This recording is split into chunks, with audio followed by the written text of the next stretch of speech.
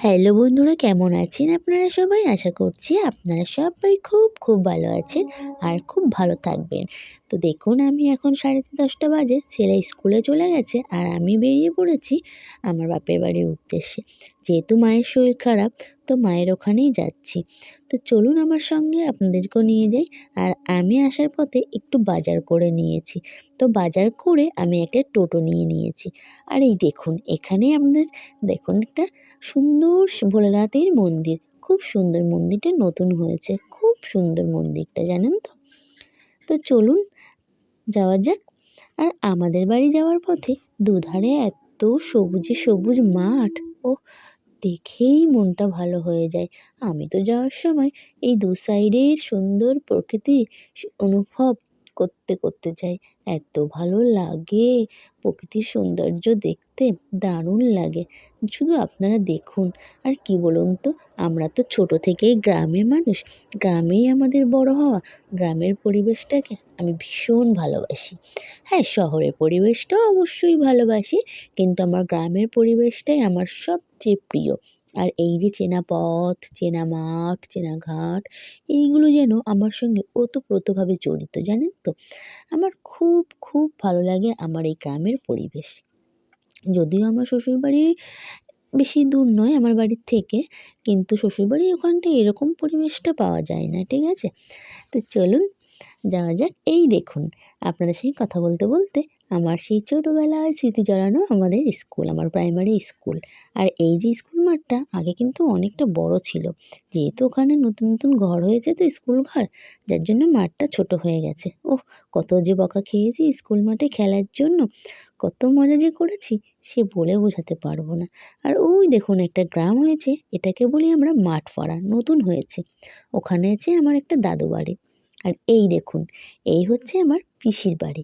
পিসিরা যদিও এখানে কেউ থাকে না, চাকরির সূত্রে সবাই এখন কলকাতায় থাকে। সবথেকে মজার বিষয় কী জানেন? ওই যে পিসির বাড়ি, আর এই যে একটা মাঠ, আর মাঠের পরেই হচ্ছে আমার দাদুর বাড়ি। মানে আমার এটা বাবার ছোট কাকার বাড়ি, আর ছোট কাকার মেয়ের শ্বশুর বাড়ি ওটা। মানে শ্বশুর বাড়ি আর নিজের বাড়ির মাঝখানে শুধু একটা মাঠ। তো চলুন, কথা বলতে চলে এসেছি। টোটো থেকে নেমেও পড়েছি। আর দেখুন, আমি তো বাজারে ব্যাগ নিয়ে আসিনি, তাই সবজিগুলো আমার হাতে করেই নিয়ে আসতে হয়েছে। আর দেখি মা কী করছে। মায়ের তো শরীরটা ভালো না। তোমরা জানো না যদিও, আমি তোমাদেরকে জানাবো মায়ের কী হয়েছে। তো তোমরা সঙ্গে থাকো, আর যদি জানতে চাও অবশ্যই আমাকে কমেন্ট করবে। আমার মায়ের সঙ্গে তোমাদের একদিন পরিচয় করিয়ে দেব। আমার মা অনেকটা কষ্টে আছে, আমরাও ভালো নেই। তো দেখেন, এখানে কথা বলতে চলে এলাম। আর মা দেখুন এখানেই বসে আছে। দেখুন, মায়ের হাতে এনে সবজিগুলো, বাজারগুলো দিলাম। আর তোমরা হয়তো, সরি, আপনারা হয়তো ভাবতে পারেন যে আমার মায়ের চুল নেই কেন? উম বলবো, আপনাদের সবই বলবো। আপনারা যদি জানতে চান কমেন্টে আমার কাছে অবশ্যই বলবো। আপনাদের সাপোর্ট আমার খুব দরকার, আপনাদের ভালোবাসা দরকার, যার জন্য আমি আবার ভিডিও করা শুরু করেছি। তো এই দেখুন, এখানে আমি যে কই মাছ নিয়ে এসেছিলাম, মাছ আর এনেছি, মা একটু ছোটো মাছ খেতে ভালোবাসে, তাই ছোটো মাছ। তো আমি বাকি কই মাছগুলো জলে জিইয়ে রেখেছি। আর ৫ টা কই মাছ আর ছোটো মাছগুলো এখন কেটে নেব। দেখুন কত ছোট মাছ। এই মাছগুলো না একটু পাতুরি করব, বেশ সুন্দর লাগবে খেতে। আর আমরা তো পাতুরিটা খুব ভালোই খাই। আর এদিকে কই মাছ করব রান্না। তো দেখুন, আমি মাছগুলোকে ভালো করে ধুয়ে নিয়ে চলে এসেছি। আর একটা পাত্রের মধ্যেই ভালো করে ধুয়েছি কই মাছগুলো, যদিও আমি একটা আলাদা পাত্রে ধুয়ে নিয়েছি, ধোয়ার পরে আমি একটা পাত্রের মধ্যেই নিয়ে এসেছি। তো চলুন এখন রান্না করে নেওয়া যাক। আর এদিকে বাবাকে বলেছি মাছ পাতুরির জন্য কলাপাতা কেটে আনতে। দেখুন, বাবা এই যে পাশে আমাদের বাগান আছে, বাগান থেকে কলাপাতা কেটে এনেছে। আর এদিকে আমি লাউ কেটে নিয়েছি। মা বলল একটু লাউ দিয়ে কই মাছ খাবে। আর এইখানে আমি রান্না বসিয়ে দিয়েছি, কাঠেই রান্না করব। তো দেখুন, কড়াই বসিয়ে দিয়েছি। প্রথমে আমি কই মাছটা ভেজে নেব। তো চলুন কই মাছটা ভেজে নেওয়া যাক। আর কাঠের রান্না তো আমার বেশ ভালো লাগে করতে, জানেন তো? আর তাছাড়া তো এখন গ্যাসেরও খুব সমস্যা হচ্ছে, তাই না? তো কাঠে রান্না করতে বেশ ভালো লাগে। দাঁড়িয়ে, দাঁড়িয়ে রান্না করতে গেলে না আমার খুব কষ্ট হয়। একটু বসে রান্না করলে না আর আমার কাঠে রান্না করতে বেশ ভালো লাগে। তো মাছগুলোকে আমি একটু লবণ হলুদ মাখিয়ে নেব।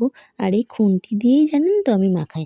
অনেকে আছে না হাত দিয়ে মাখায়, আমার ঠিক হাত দিয়ে মাখাতে ভালো লাগে না। এই খুন্তি দিয়েই আমি মাখিয়ে নিই। তো চলুন আমি লবণ আর হলুদ দিয়ে প্রথমে মাছগুলোকে ভালোভাবে মেখে নেব। তারপর কড়াইয়ে তেল দিয়ে দিয়েছি। প্রথমেই আমি কই মাছগুলোকে ভেজে নেব। তারপরে ছোট মাছগুলো এই যে কলা পাতায় সাজিয়ে চাটুতে দিয়ে দেব পাতুরির জন্য। দেখুন মাছগুলোকে ভালো করে, আর এইগুলো না দেশি কই জানেন তো? আমাকে এই বাজারের একটা কাকু বলল, "মোনা নিয়ে যা, এগুলো দেশি কই।" আমি বললাম, "সত্যি তো কাকু? আমি কিন্তু অতটা বুঝি না বাজার, আমি অতটা করতে পারি না, যেহেতু আমার বাজার করতে হয় না।" তো বলল, "না, না এগুলো দেশি কই।" আমি বললাম, "ঠিক আছে।" তো একটু অনেকটা বেশ ভালো বড় বড়ই ছিল মাছগুলো, যার জন্যই নিয়ে নিয়েছিলাম। এদিকে দেখুন তেল আমার গরম হয়ে গেছে। এবার আমি একে, একে মাছগুলো দিয়ে দেবো। ৫ টা মাছ আমি একবারেই ভেজে নেব। তো চলুন মাছগুলোকে ভেজে নেওয়া যাক। আর ওদিকে আমি লাউ তো ধুয়ে পরিষ্কার করে কেটে নিয়েছিলাম। তো লাউ দিয়ে কই মাছ খেতে কিন্তু বেশ ভালো লাগে জানেন তো? আপনারা কি খান লাউ দিয়ে কই মাছ? অবশ্যই কমেন্ট করে জানাবেন আমাকে। আমরা কিন্তু বেশ ভালো খাই লাউ দিয়ে কই মাছ। আমার লাউটা দারুণ লাগে। লাউ দিয়েও কই মাছ খাই, চিংড়ি দিয়ে খাই। কিন্তু চিংড়ি মাছটা এখন একটু মানে খাচ্ছি না কদিন, যেহেতু একটু অ্যালার্জি হচ্ছে খুবই আমাদের, যার জন্য আমরা চিংড়ি মাছটা খাচ্ছি না। কই মাছ দিয়েই খাবো। তো মাছগুলোকে ভেজে নেব। দেখুন মাছগুলো কড়াইয়ে দেওয়ার পরেও না একটু লাফাচ্ছিল। ওই যে কথায় আছে না, কই মাছের প্রাণ সহজে যায় না, তো সেরকমই ব্যাপার হয়েছে। তো দেখুন কই মাছগুলোকে ভালো করে ভেজে নেব। ঠিক আছে? মাছগুলো, আর এদিকে দেখুন আমি এই যে কলা পাতায় ছোট মাছটাকে একটু লঙ্কা বাটা দিয়েছি। কোনো মশলা দিইনি। শুধু একটু লঙ্কা বাটা আর লবণ হলুদ একটু সর্ষের তেল দিয়ে মেখে চাটুতে বসিয়ে দিয়েছি। আর এদিকে দেখুন আমার লাউর তরকারি হয়ে গেছে। লাউটা বেশ কচি লাউ ছিল জানেন তো? দারুণ সুন্দর গলে গেছে। আর এই লাউ তরকারিটা কিন্তু খেতে দারুণ লাগে। একবার আপনারা এই গরমে এরকম সিম্পল রান্না করে খাবেন, দেখবেন বেশ ভালো লাগবে।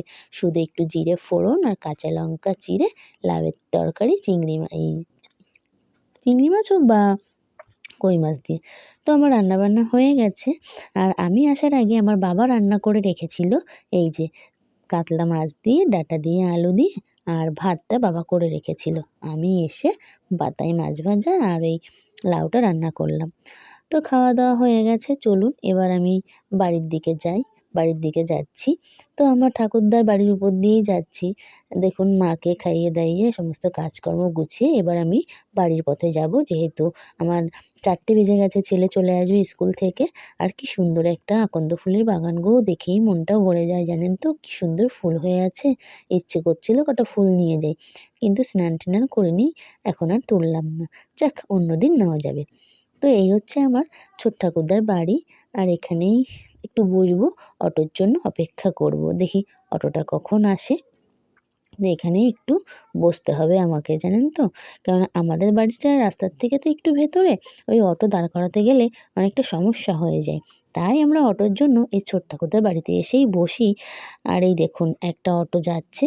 ওই দেখুন আমার বোন চলে এসেছে। এটা হচ্ছে আমার কাকার মেয়ে। মিঠি। খুব মিষ্টি মেয়ে, তাই না বলুন? ও কিন্তু ক্লাস 5 এ পড়ে। ও কিন্তু খুব মিষ্টি। আর আমাদেরকে সত্যি খুব ভালোবাসে। আসলে পরে আর যেতে দিতে চায় না। ছোটবেলার থেকে দিদিভাই, দিদিভাই থাকো আজকে থাকো। খুবই মিষ্টি মেয়ে, আমার তো বেশ ভালো লাগে।